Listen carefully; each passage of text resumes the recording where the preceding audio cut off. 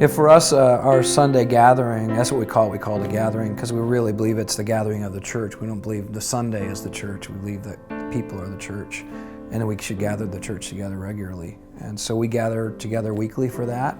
Our hope and our purpose in it is that we would exhort people to the gospel, both to believe it as well as to live their lives in light of it, and then to equip and send them out to be on the mission of the gospel or the mission for the gospel all week long. And so every Sunday generally we're teaching through a book of the Bible, but sometimes we're doing topical stuff in light of what we might need for a period of time. And so it's, in some ways people might come and go, that looks like typical church gathering. But there's a lot behind it.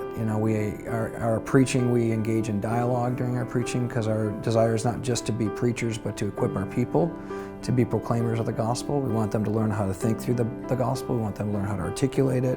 We want them to learn how to actually talk about it. And we know if we don't ever give them much time to do that, they're not going to learn that.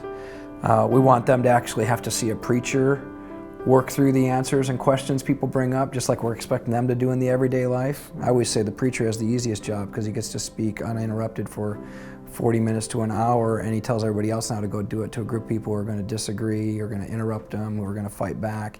And so we want to create an environment where they can actually see what it looks like to engage in conversation while we're also proclaiming, because we believe we should proclaim the gospel.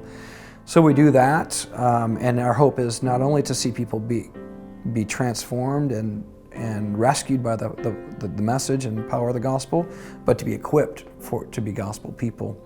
And so we also have communion every week where we encourage people in mission communities to come together after they hear the gospel proclaimed again through the text and celebrate Jesus and his death and resurrection. And we have them do that generally with each other. And a lot of times it's a missional community that will come together and celebrate Jesus' body and blood and remember him together, and then proclaim it together, because we want them to practice proclaiming the gospel, and that gives them a chance to proclaim it with one another and celebrate it together. So we do that every week. We have music like most gathered churches do, and a lot of our music is written by our artists locally, so it's an expression of what God's been doing in our local context, and it's great theology and gives our people a chance to rehearse the truths of the gospel through song. And we have our kids be a part of it for portions of it as well, and so they can be a part of that celebration also.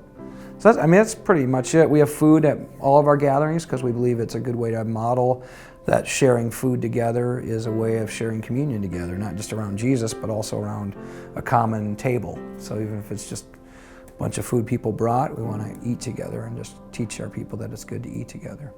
So those are some of the basic components of it.